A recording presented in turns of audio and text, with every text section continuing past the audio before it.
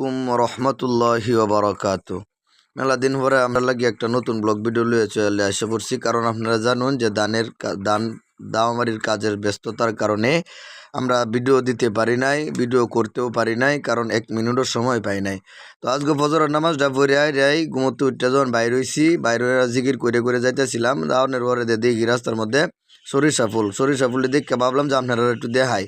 এরপরে সরিষা ফুল দেখলাম, বুড়ি দেখলাম, এরপরে বন্ধ চলে আসলাম, কাপড় চোপড় করলিয়া বন্ধ চলে বসছি। বন্ধ আনার পরে বন্ধ আনার আগে একটা গরু আনছিলাম, এই গরুটারে আনছিলাম ঘাস খাওয়ানোর লেগে, কারণ বাড়ির তখন এই বন সন তো সারা জীবনই সারা মাস সারা বছর খাইতে থাকে।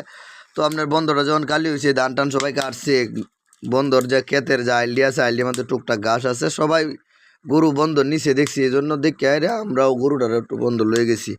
আর অন যে জিনিসটা দেয় আমি হলো দাওয়ামারির কাজ, আমরা কিভাবে দাওয়ামারি করি, ধান কিভাবে কাটি, এগুলো তো দেখছেন।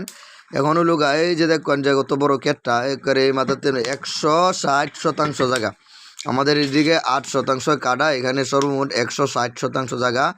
এই জায়গাটার মধ্যে যে দান্ডি হুতাল দেখতেছেন, এটিরে ছোটো ছোটো করে গলার মতো বান্ধন লাগবে, বান্ধে হারিয়া এরপরে বড় মেশিন আছে, মেশিন দিয়ে লোয়াই আমি ইনশাল্লাহ।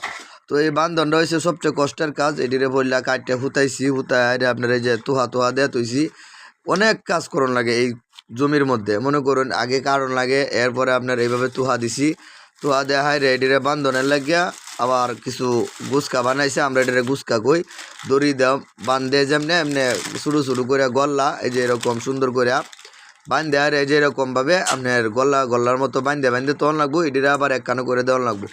এই দাওয়ামারির কাজ হচ্ছে অনেক পরিশ্রমের কাজ, তবু আলহামদুলিল্লাহ, কারণ নিজের জমিতে কাজ করে খেটে খাওয়া এটা হচ্ছে হালাল রুজি, এর থেকে বড় হালাল রুজি আর হইতে পারে না। আর আপনারা জানেন যে আমি বাড়ির শশা করছিলাম, ধান টানের কাজ করে আপনার শরীরে আমাদের এমন গরম লাগছে, পরে কইলাম যে যে শশা গাছটি লাগাইছি, এই শশা গাছটিতে 2টা শশা তুললে খাইলে শরীরে একটু ঠান্ডা হইব, মাথাটা ঠান্ডা হইব, শরীরের যে ঘাটতিটা হইছে এই ঘাটতিটা পূরণ হইব। পরে আপনার দেখাইতেছি যে আপনার সরু শশা আগে কিছু হয়েছে, বড় কিছু শশা আছে, ওইগুলা হচ্ছে টমেটো গাছ। আপনারা জানেন আলহামদুলিল্লাহ, আপনাদের দোয়ার বরকতে টমেটো গাছের মধ্যেও আলহামদুলিল্লাহ 2টা 3টা টমেটো হয়েছে। এরপরে লাউ গাছ কইছি একটু দেখি, লাউ গাছটি পরিচর্যা করি, লাউ গাছের বারাত গিয়া দিয়ে মাথাটা নষ্ট হয়েছে, লাউ গাছের পাতা আবার হুয়ে গায়ালছে, আবার নতুন করে হুয়ের ওষুধ দেওয়া লাগবো। এরপরে আপনার গাছটি আলহামদুলিল্লাহ আপনারা দরবরতে মাশাআল্লাহ অনেক সুন্দর হয়েছে। এই গাছটির যে সুন্দরটা হয়েছে, এটা যদি চলমান থাকে তাহলে ইনশাল্লাহ আশা করা যায় অনেক লাউ এই গাছগুলোর মধ্যে ধরবে। তো এরপরে আপনার এই যে দেখেন শশা, আলহামদুলিল্লাহ নিচের গাছের শশা নিজে তুললে খাওয়া, আলহামদুলিল্লাহ। সকলেই দোয়া করবেন যেন বেশি বেশি শশা হয়।